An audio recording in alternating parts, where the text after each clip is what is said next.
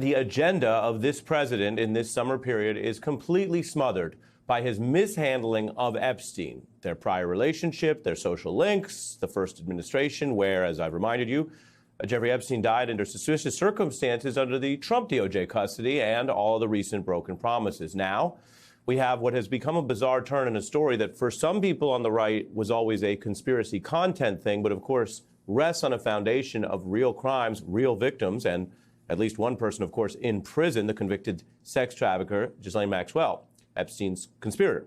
Now, there's talk of her trying to get out of prison if Donald Trump will help her.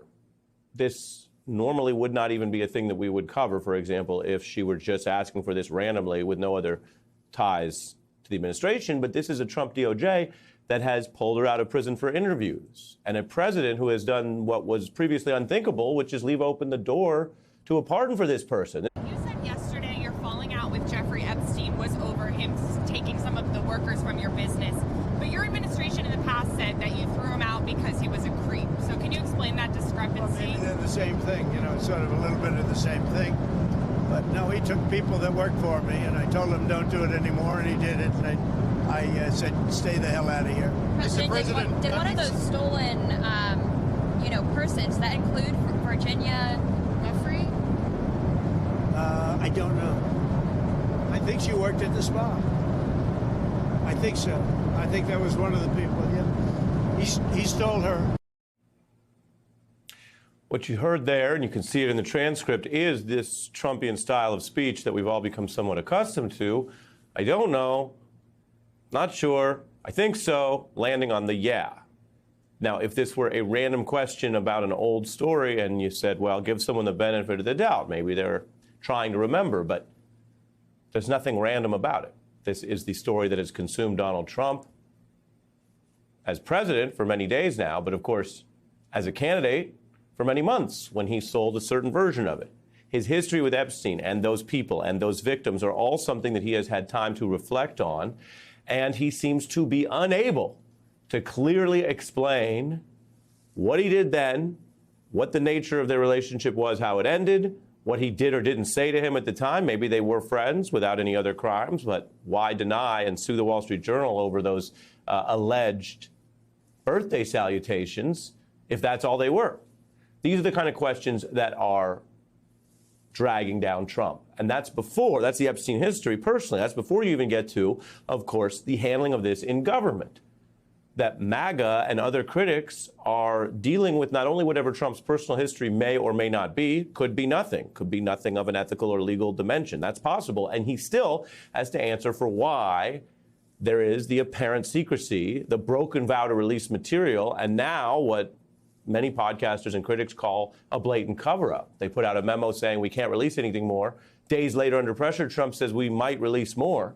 All of it looks like a Watergate of sex trafficking. Doesn't mean we know who was involved beyond what the case showed. I want to be very clear. I've said that repeatedly. But it does mean on the cover-up side, there are questions that are just not being answered, whether that's from reporters, MAGA allies, legal analysts, and we've heard, of course, from some victims who've also criticized the Trump government administration's handling of this, totally separate from whatever happened back at Mar-a-Lago.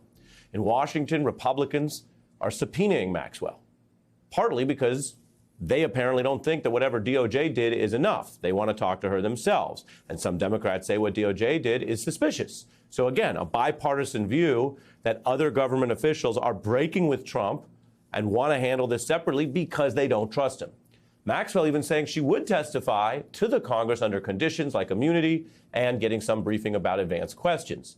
Committee says it won't try to grant her immunity. It's not even clear when you're already incarcerated in these federal crimes what other immunity would really be relevant, except for perhaps, of course, lying to Congress and perjury.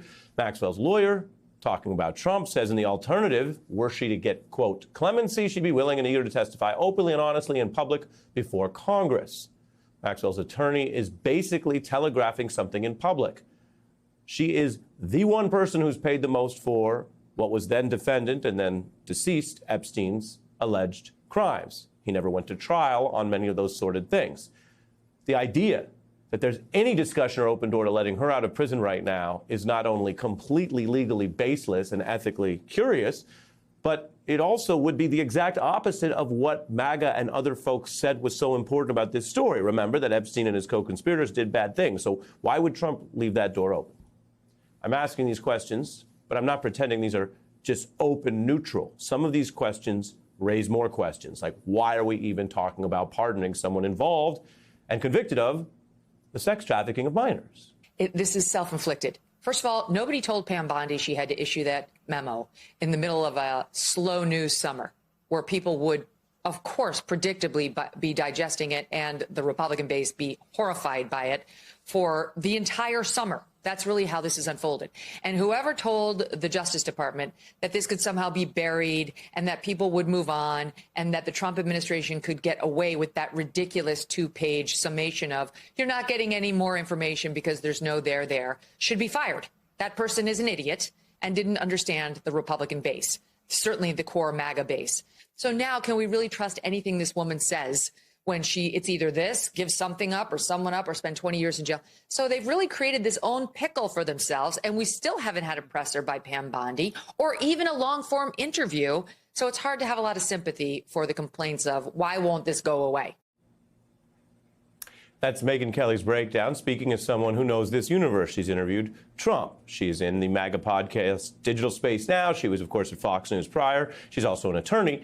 And she referred to some very public facts there, that Bondi was doing all these interviews and selling all this without giving it up for allegedly, according to Kelly, what she views as Bondi's aggrandizement on the political right. Then, as Piers Morgan mentions, they came up with nothing. And then, as Kelly explains, they've gone quiet. No press conference, no governing apparent obligation to explain this beyond those 2 pages. In a well-functioning government, you have government officials who speak to journalists, credentialed press, and, of course, other branches of government like Congress. Bondi could testify, could even privately brief the Congress if any of this were serious and on the level.